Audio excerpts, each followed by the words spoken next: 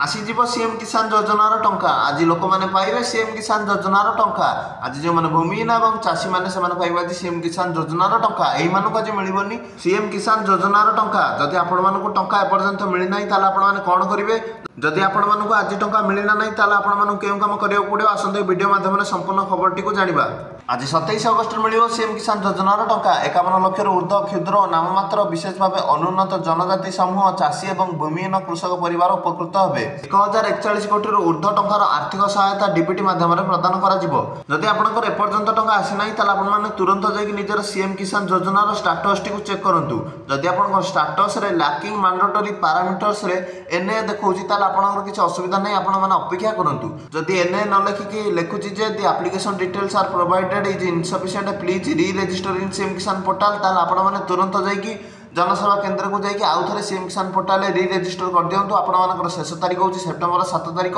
ता पूर्व करदे ही आपने टंका आगू पाइबे जदि आपंकर एनए लिखिकी न आसने